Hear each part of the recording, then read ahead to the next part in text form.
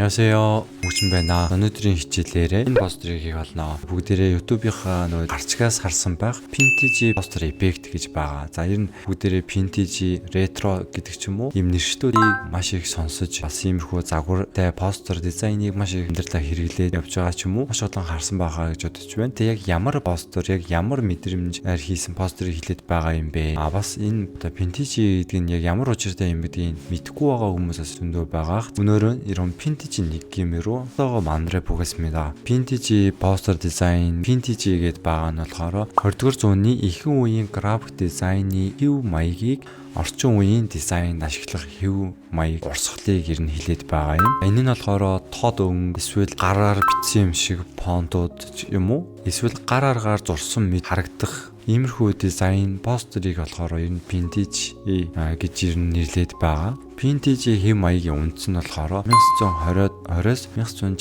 оны хооронд ном сонин сэтгүүл, поструу, зар сурчилгаа гараараа хийсэн юм шиг тийм загвартай. Тэр үед болохоор маш их энэ зургийг харах юм бол иймэрхүү пострууд маш их тренд болж байсан үе юм байна. Сүүлийн үед болохоор 2010 оноос хойшоо Instagram гэдэг ч юм уу бүхий л одоо орчин үеийн дизайнтай хослуулан vintage дизайныг маш их ашиглаж байгаа юм байна. За ганц үгээр хэлэх юм бол хуучны тийм сайхан гоё дурсамж үеүүдийг постэр дизайнаар дамжуулаад санагдуулах тийм барилгатай юм байна. За тэгээд өнөөдөр болохоор хамтдаа vintage загвараар постэр бэлтгэх болно. Өнөөдрийн хичээлээрээс одоо төлөвлөлтөө Inventor гэдэг сайтаас татсан vintage тийм текстуруудыг бас та бүхэнд өгөх болно. За тэгээд таастаа ч гэсэн энэ vintage постэр дизайныг яаж хийх вэ? Маш олон хичээлд хийж оруулах байхаа гэж бодож байна. За өнөөдөр ямар ч нэг иймэрхүү vintage гэдэг нь иймэрхүү зүйл байдаг. За иймэрхүү бас постэр хийж болдог шүү гэдгийг мэдээд авчвал болох байх. За энэ vintage постерыг өмнө нь маш олон хийжсэн хүмүүсийн хувьд угаасаа мэдээжийн зүйл байх. За анх удаага үзэж байгаа, сурж байгаа хүмүүсийн хувьд сонирхолтой гоё хичээл байгаа хаа гэж бодож байна. Интро маань ямар ч тач нэлийн урт болж байгаа шиг байна. За ямар ч тач 2024 оны одоо хамгийн сүүлийн Photoshop-ийн одоо ийм бүтэн хичээл байх гэж бодож байна. За тэгтээ ямар ч тач нэг дүгнэлт бичлэг маягийн юм хийвэл бас гоё юм шиг санагдаж байна. За миний хувьд болохоор гоё одоо Kotox-ийн ийм гоё видео гэрэл авч байгаа. За тэгээд softbox хийх юм бол ямар ч тач шүнж бай, за өдөрч бай, ямар ч тач гоё гэрэлтэй, гоё дүрстэй дараагийн бичлэгээр болох байхаа гэж бодож байна. За тэгээд эргэн тойронд байгаа хүмүүс маань та кино задлан хийгээд 2-3 кино задлан хийчих юм бол баг хэдэн 5-10 кавалгээс хүрч штэ гэдэг байгаа. За гэхдээ би анханасаа YouTube нээсэн зорилго нь болохоор тийм entertainment зүйл биш, илүү academic. За энэ нэг 10 жилийн нэг сурагч YouTube руу ороод үзсэн ч за ямар ч тач энэ зүйлээс нэг 10-20 минутын турш хичээл YouTube-ыг тэр хүн цагаа зөрүүлээд үзэхэд ямар ч тач сурахаар хүний амьдралд нь өсвөл сурж байгаа зүйлд нь хэрэгтэй одоо скиллийг нэмэхээр зүйл одоо хичээл бэлтгэе гэж өөрөө цагаа зөрүүлээд YouTube нэгээд хэлсэн байгаа. За яг хуу кино задлан ч юм уу хангалттай миний видео эдитийн хувьд бас одоо чамби буюу одоо тэнийг техник технологийн хувьд надад бүх юм нь байна. За нийтлэгч үздэг ч гэдэг ч юм уу киног болохоор орчилж үздэг хүний хувьд болохоор бас задлан хийх боломжтой. Гэхдээ тэр контент яг хинт хэрэгтэй юм бэ? За сүүлийн үед болохоор бүхий л одоо контентууд одоо reel, short тэ одоо story ч юм уу бүх юм богино болсон. За кино ч гэсэн одоо 2 цагийн киног болохоор хүмүүс 20 минутанд задлангаар үзхийг хүсэж байгаа. За гэхдээ миний хувьд чинь кино задлан дуртай л да. Хаяа нэг одоо кино задлан үзэхэр гоё байдаг. Гэхдээ тэр маш их байнга үзэх нь болохоор хүний зан чанарт ч гэсэн маш ихээр нөлөөлж байгаа. Илүү хурдан, яаралтай, хурдан одоо мөнгө олох арга гэдэг ч юм уу. Гэтэ хүн үндсэндээ хөдөлмөрлөхгүй өөрөөсөө золиослох аргагүй бол яг үндсэндээ одоо мөнгө олох боломжгүй сте. За гэтэ кино задлан байнга үзээд байх нь за хүний зан чанарт бас маш их нөлөөлдөг байгаа шүү. За миний хувьд болохоор ийм академик зүйл хичээлүүдийг та бүхэнд хүргэж байгаа. За гэтэ ямарсаж баагуугаар ингээд сав маань нэмэгдэж байгаач ямар ч тач миний зорилго нь өөрөө одоо суралцаад тэр сурсан зүйлсүүдээ чадах хэмжээндээ хүмүүст түгээх зүйл байгаа. За ямар заавал юм төлөвлөртөө сайтад тавиад хүмүүст хүргэх нь одоо яагаад нэг зүгээр нэг 10 жилийн хүүхэд зүгээр нэг оюутан залуу юм үнгүү юм чанартай контентийг үзэж болохгүй гэж заавал юм гадаадын контент бүтээгчнэрийн одоо хэлийн мэддэхгүй тийм хичээлийг үзэж одоо яг ойлгохгүйгийн яг нэг завсар хичээлээ ойлгох ёстой гэж. За монгол хэл дээр иймэрхүү академик ийм контент бүтээгчид маш их байгаа. Зам цаашдаа ч бас маш олон болох байхаа гэж бодож байна. Өнөөдрийн хичээлдээ хамтдаа орцгоё.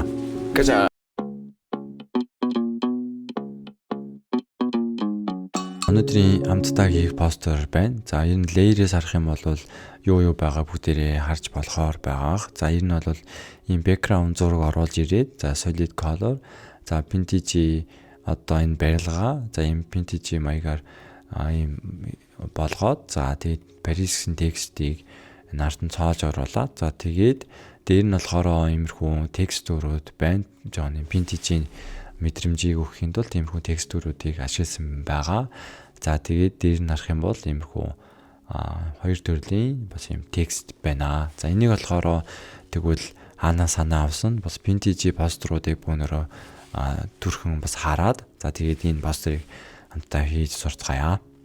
За өнөөдөр хэрэглэгдсэн энэ зураг маань болохоор ийм Paris stock photo гэдэг нэртэй ийм чанартай зураг байгаа. Unread гэх сайт багш тэрний ийм одоо барилгын ийм построос бас их санаа авсан байгаа. За иймэрхүү Монгол үндэсний намын сан гэх иймэрхүү vintage буюу иймэрхүү постеруудаас санаа авсан байгаа. Та хүн ч иймэрхүү постер дизайн хийх бүрэн боломжтой байгаа.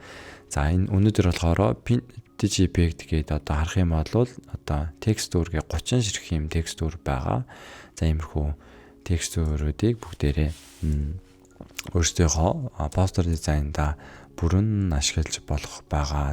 Та бүхэнд болохоор description хэсэгт болохоор линкийг үлдээчи. За та бүхэн татаад өөрсдийнхөө дизайнда ашиглаасаа гэж бодож байна. За тэгээд иймэрхүү файлуудыг та бүхэн татаад өөрийнхөө одоо компьютероо нэг хэсэгт одоо нэршлэр нь хадгалдаг ч юм уу, эсвэл хардн дээр хадгалдаг ч юм уу, эсвэл Google Drive ч юм уу хадгалчих юм бол дараа нь ханаас ч гэсэн дуудаад ашиглах бүрэн боломжтой байгаа шүү. Бүгдээрээ болохоор Pinterest руу очоод vintage одоо постэр effect гэх юм бол за энэ ямар хуу постэр дизайныг vintage гэж хэлээд байгаа юм бэ гэдгийг нь харагдаж байгаа байх. За одоо харах юм бол за эдгээр постэр дизайнууд болохоор одоо 1920 оноос 60 оны хооронд болохоор ном сэтгүүл за зар сурчлагчид дээр юм гараар хийгдсэн юм шиг иймэрхүү одоо загварууд ер нь тренд болж исэн юм байлээ. За тэгтээ энэ бүгдээрээ одоо сүүлийн орчин үед бас хүмүүс ямархуу байдлаар ашиглаж байгааг ер нь бол ийм хайлтын систем дээрээс хайгаад заавал хараарай. За миний хувьд болохоор та бүхэн байнга хэлдэг. Энэ бол Pinterest-ээс ямартай ч 2 3 хэлээр хайгаад за Behance ч юм уу, Dribbble ч юм уу сайтуудаас ингээд ер нь бол ямархуу загвар юм бэ гэдгийг хараад бас санаагаа аваарай гэж их байнга хэлдэг байгаа. За ер нь бол иймэрхүү загварууд байна. За солонгос хэл дээрээс ч гэсэн би хайсан байна. За энэ бол солонгос хэл дээр ч гэсэн иймэрхүү байдлаар vintage одоо иймэрхүү орчин үеийн за харах юм бол за иймэрхүү орчин үеийн зургийг vintage маягаар дээр үеийн юм шиг болгосон иймэрхүү загвар дизайн, пострууд, график дизайнууд энэ маш их харагдаж байна. За Behance-ээс ч гэсэн харах юм бол иймэрхүү постэр дизайнуудыг та бүхэн харж болохоор байна. За энэ бол орчин үедээ яаж хослуулсан байна. За энэ болохоор хүн болгоны санаа, за шинэ санаа дизайн. Энэ харах юм бол одоо бас ийм ретро, vintage иймэрхүү t-shirt ийм загваруудыг ч гэсэн хийсэн байгааг харж байна. За энэ бол одоо сүүлийн үед ийм vintage-ийг маш их ашиглаж байгаа. За тэгвэл хамтдаа өнөөдрийн постро хийцгээе. За бүгдээрээ Photoshop нэгээд Ctrl+N үзийг дарах юм бол шинээр new document гэдэг хуудас нэгдээд за өөрсдийнхөө яг ямар постэр дизайн, size маань ямар постэр дизайнтэй бидгээ тодорхойлж байгаад одоо шууд оруулж ирж болдог байгаа.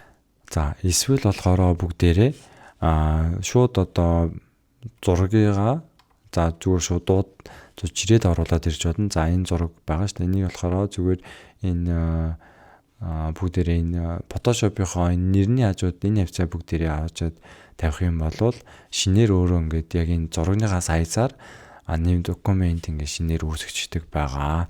За одоо бүгдээрээ эхний жинд яах вэ гэхээр энэ барилгыг болохоор бүгдээрээ цоолох хэрэгтэй. За ер нь цоолох болохоор маш олон арга байгаа. За эхний ээлжинд би тав маш их хэлдэг байгаа. Энэ чинээ байгаа select бүхий л одоо зүйлсүүдийг болохоор аль нэг одоо төлийг нь сонгох юм бол энэ чинээ select subject гэсэн хэсэг гарч ирдэг. За энэ гарч ирэхгүй эсвэл олохгүй байгаа хүмүүс байгаа бол за энэ select руу очих юм бол энэ чинээ subject гэдээ байгаа. За бүгдээрээ сонгоорой. За тэгэх юм бол үндсэн одоо постэр одоо энэ зурагны үндсэн subject-ийг энэ автоматар ингээд одоо Photoshop маань өөрөө ингэж сонгодог байгаа. За тэгээ түүний дараа болохоро бүгдээрээ за ингээд яг ингээ бүрэн сонгогдоогүй ийм одоо иймэрхүү хэсэг байгаа шүү дээ. Эднэрийг нь болохоор одоо нэмхийн тулд болохоор маш олон арга байгаа л да. Гэхдээ миний хувьд яадаг вэ гэхээр одоо keyboard-ноос L үсэг дараад за энэ lasso tool-ийг сонгодог байгаа. За сонгочоод энэ одоо иймэрхүү зүйлсүүдийг нэмэхээр болоод шинээр ингээд select хийх юм бол өмнөх ингээд selectсэн маань ингээд устцдаг байгаа. За тэгхгүй бол бүгд control Z. За shift үсэг дарж агаад ингэж одоо нэмэр байгаа хэсгийг болохоор нэмээд ингээд зүгээр дугууруулах юм бол өөрөө ингээд автоматар нэмждэг.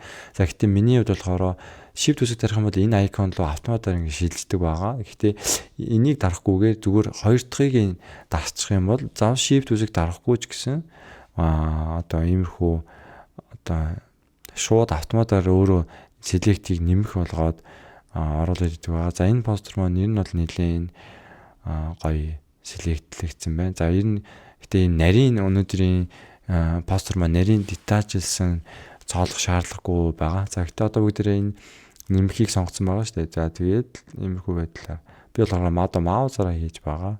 За ингэ сонгоод зүгээр ингэ дугууруулчих юм бол автоматар ингэ сонгочдөг байгаа. За иймэрхүү байдлаар бүгдээрээ өөрсдийнхөө яг юм шиг постеруудыг за ингээд цоолох боломжтой байгаа. За энэ цаасны дараа яадаг вэ гэхээр ихэвчлэн миний хувьд маск дардаг. За энэ удаа болохоор control G үсгийг дарах юм бол энэ хэсгээсээ шууд одоо select-лсэн хэсгийг copy хийдэг байгаа. Control G. За тэгэх юм бол барилга маань байна. За энэ барилгын маань тусад нь сайн бид нэр ингээд select-ээд цоолж байгаа. За үүний дараа болохоор бүгд background өнгө өгөх хэрэгтэй. За тэхийн тулд болохоор за энэ хамгийн доотлын background зургийг нь бүгдээрээ нүдийг ингээд дарчий. За алга болгоно гэсэн үг. Түүний дараа болохоор энэ icon руу очоод solid color-ыг сонгоно. За энэ үед болохоор бүгдээрээ одоо ямар өнгө сонгох вэ гэж маш их одоо бодлоо ширдэг өстэй. За тэр үед болохоор та хүн нэг арга зоож өгье. За энэ угаасаа мэдээж дизайнеруудыг угаасаа мэдээжийн зүйл байгаа. За яадаг вэ гэхээр үндсэн одоо ийм background ямар нэгэн subject өнгөнүүдээс болохоор color одоо package-ээр болохоор бүгдээрээ ингээд зүуд хамгийн одоо энэ өнгөнүүдийг ингээд сонгочдөг байгаа. За тэгэх юм бол илүү одоо энэ өнгөтэйгөө одоо энэ subject-тэйгээ илүү тохирсон тиймэрхүү өнгө аястай постэр дизайн болон за иймэрхүү өнгүүдийг сонгох юм бол илүү постэр маань гоё харагддаг байгаа. За миний хувьд болохоор за энэ өнгийг сонгочихъя. За тэгээд окей. За одоо яах вэ гэхээр энэ барилгыгаа болохоор үндсэн постэр хийхэд одоо манай Paris гэсэн барилга маань жоохон иймэрхүү одоо retreat иймэрхүү дээр үеийн одоо vintage маягийн болгоцсон шүү дээ. За иймэрхүү яаж болох вэ? Бүгд тэр хамтдаа сурцгаая. За түүний тулд болохоор барилгыгаа жоохон жижигхэн болгочихъя. Control T үсэг дараад ингээд transform хэсэгтээс ингээд жижигрүүлж болно шүү дээ. Бүгд тэрэ энэ хэмжээнүүд мэдчих байгаа гэж бодож байна. За түүний дараа болохоор үүний дараа яах вэ гэхээр бүгд тэрэ зураг сонгосны дараа энэ image гэдэг хэсэг рүү ороод adjustment хэсэг рүү очсны дараа за энэ байна. Одоо threshold гэсэн одоо ийм түүл байгаа. За та бүхэн энийг Illustrator хэрэгэлдэг бол энэ түүлийг өмнө нь харж байсан байх. За энэ нь ямар түүл бэ гэхээр за сонгоод үзье. Сонгосны дараа одоо илүү энэ одоо баар байгаа. Энийг ингээ хөдлөх юм бол одоо энэ маань илүү цав цагаан болж байгаа. За нөгөө тийшээ хөдлөх юм бол ингээ хавгаар болдог байгаа. За энэ бол иймэрхүү түүл гэсэн үг байгаа. За гэхдээ энэ цагааныг илүү цагаан, харыг илүү хар болгодог. За бүгдээрээ болохоор энэ хүртэл за өөрийнхөө энд болохоор за энд болохоор иймэрхүү тогтсон тоо гэж байхгүй, өөрсдийнхөө постэр дизайнаараа мэдрэмжээрээ ямар ч тааш хийхэд болох байгаа. За иймэрхүү. За нэг энэ хэмжээнд очоод за энэ preview гэдгийг дарчих юм бол урчилж харж болдог байгаа. За энэ хэмжээнд очоод окей дарна. За одоо яах вэ гэхээр бүгдээрээ энэ чинээс одоо энэ хар өнгийг авч үлдээд цагаан өнгийг одоо delete хийхэд болно. За та бүхэнд тэгэхээр өөрсдийнхөө чадах хэмжээнд одоо юу гэдэг одоо энэ magic ч юм уу сонгоод ингээ устгадаг ч юм уу өөрсдийнх нь одоо ийм аргууд оржиж байгаах. За гэтээ өнөөдөр болохоор ямар түүл ашиглах вэ гэхээр color range гэдэг түүлийг ашиглана. За энэ нь ямар түүл юм бэ гэхээр за энэ нь бол энэ байна. Select гэдэг түүл рүү очоод color range гэж байгаа. За энэ нь болохоор одоо өнгөөр нь selectlэн гэсэн үг байгаа. Тийм учраас би цагаан өнгийг сонгох юм бол цагаан өнгийг л одоо selectlчих байгаа. За энийг цагаан өнгийн дараад за энэ бага барыг хөдлөх юм бол одоо хэр их одоо сонгох вэ, хэр бага сонгох вэ гэдгийг одоо тохируулдаг байгаа. За энэ хэмжээнд очсны дараа окей дарна. За тэгэх юм бол бүгдээр харж гинөө. Цагаан өнгийг нь бүгдийг ингээд selectlсэн байгаа гэсэн. Ctrl G дараад үзье л да. Тэгэх юм бол харж гинөө. Цагаан өнгөнд үлдчихсэн. Гэтэл танд үнэхээр цагаан өнгөнд хэрэгтэй бол бас иймэрхүү байдлаар ашиглаж болно гэсэн үг. За тэгээ color range-ийг болохоор маш олон зүйлээс ашиглаж болдог байгаа. За Ctrl Z ухръя. За түүний дараа яах вэ гэхээр за миний хувьд болохоор энэ чинь mask байгаа. Mask хэсгийг сонгоод масклжээ. За ингээд color range-ээр одоо цагаан өнгийн бүгдийн select хийсний дараа бүгдийн mask хэсэг рүү очоод mask дээр дарах юм бол хар өнгө нь одоо үлдээд цагаан өнгө нь ингээд алга болдог тийм одоо хуйлтай байхгүй энэ маскийн маань одоо хуйлна. За бүгдээрээ дарах юм бол за иймэрхүү үйлдэж байгаа. За гэтээ яг миний хүссэн одоо зүйл биш байгаа байхгүй. За ягаад тэгэхээр энэ маск маань болохоор хар өнгөтэй биш байгаас энэ үед яадаг вэ гэхээр Ctrl A хэсгийг дарах юм бол за энэ хэсэг маань цагаанаар одоо энэ хар цагаан хоёр нь өөрчлөгддөг байгаа. За тэгээд үндсэн яг миний хүсэж байгаа. За хар өнгө маань ингээ үлдчихэж байгаа гэсэн үг байгаа. Бол ингээд болоо. За түүний дараа болохоор энэ чинь layer дээрээсээ энэ баруун тал дээр нь 2 удаа тогшоод за color overlay ч юм уу одоо шууд ингээ өнгө өгж болно гэсэн үг байгаа. За ингээд иймэрхүү ч юм уу туртаа өнгө өгж болох байгаа. За миний хувьд болохоор энэ өнгийг сонгочихъя. За ингээд сонгочин. За түүний дараа яах вэ гэхээр текст байгаа шүү дээ. Paris гэсэн хэсгийг сонгоё. T үсэг дараад нэг дараад за тэгээд Paris гэж бичье. За тэгээд бүгдийг сонгож байгаад за бүгдийг томруулчихъя. За миний хувьд болохоор ямар фонт сонгосон бэ гэхээр энэ din alternative гэдэг фонтыг сонгосон байгаа. За энэ бол өөрөөсөө жоохон иймэрхүү duck гэ буюу жоохон иймэрхүү болд жоохон зузаан тийм фонтыг сонгоод илүү зүгээр байх. За энэ фонтыг сонгочихъя. За бүгдээрээ ингээд за голлуулгын тулд болохоор амархан штэ. Энэ текстийг сонгосны дараа үндсэн хамгийн background size та хэсгийг сонгоод контрол дарж байгаас хоёулынгийн сонгосны дараа энэ чинээс ингээд голлуулж болно. За эсвэл ямар арга байгаа вэ гэхээр энэ хэсгээс болохоор control A үсгийг дарах юм бол энэ одоо nav document энэ хэсгийг бүгднийг select хийн. За түүний дараа болохоор энэ чинь we move tool дээр сонгоцсон байхад за энэ голлуулах хэсэг нь болохоор чиглэлд алдсан байгаас түүний дараа голлуулж болдог байгаа. За иймэрхүү маягаар за Paris гэж биччихье. За дараа нь яах вэ гэхээр за бүгдээрээ үндсэн постероос харах юм бол энэ Paris гэсэн хэсэг нь болохоор үсэг нь ингээ цаанаа ороод жоохон иймэрхүү одоо нэг гим мэдрэмж орсон байгаа. За энийг ямар яаж хийдэг вэ? Маш амархан аргаар бас тав хүн зааж өгье. За энэ барилгыг болохоор бүүнөрөө жоон жижигхэн болгочихъя. За түүний дараа болохоор маш амархан байгаа. За яадаг вэ гэхээр миний хувьд энэ Paris гэсэн хэсэг байгаас за энэгийг сонгосны дараа ямар ч хамаагүй одоо маскийг сонгочихно. Маскийг сонгоод сонгосны дараа энэ нөгөө Paris-ийн барилган дээр контрол дарж агаад дээр нэг дарах юм бол энэ хэсгийг ингээд select хийдэг байхгүй юу? Тэгэхээр яах вэ гэхээр бүгдээрээ маск дээр очоод Ctrl A хэсэг дарчихна. Тэгэх юм бол энэ хэсгийг болохоор одоо энэ selectсэн энэ хэсэг маань болохоор хар болчихж байгаа. За хар нь юу гэсэн үг лээ? За хар нь болохоор алга болгох буюу устгах, цагаан нь болохоор амьлуулах буюу одоо амьд байлгах гэсэн тэгж орчуулагдах байг. За тэгээд л одоо бидний хүссэн одоо Парис гэсэн үсгний үсг нь хойгоор ороод жоохон иймэрхүү мэдрэмжтэй болгож харагдуулж байгаа. За ийм л амархан байгаа. За бүгдээрээ энэ масклаад энэ аргыг ч гэсэн бас олон зүйлээр ашиглаад сураараа. Энэ ч гэсэн бас миний хувьд маш их ашигладаг байгаа. За энэ болохоор маш олон давуу талтай л да. За бүгдээрээ за ингээл харсан чинь за энэ хэсгийг илүү их оруулмаар байгаа шүү дээ. Тэгэх юм бол амархан энэ текстийнхаа энэ маск дээр очоод би үсэг брашыг сонгоод за нэг браш харна. За цагаан өнгө нь болохоор би чамд хэлж байгаа цагаан өнгө нь болохоор амьлуулна. Хар нь болохоор устгах юм шүү дээ. Харыг ин дарчих юм дараа хар өнгөийг сонгоцсон байж байгаад ингээд устгах юм бол ингээд хар нь ингээд устгах байгаас. За гэхдээ цагаан өнгөийг сонгох юм бол ингээд амьлуулна буюу одоо энэ хэсгийг болохоор илүү их ингээд амьлуулж байгаа. Иймэрхүү. За бүгдээрээ hard draw гэж сонгож. За иймэрхүү. Хараа. Иймэрхүү байдгаар ч гэсэн хийж болно гэсэн үг. Иймэрхүү.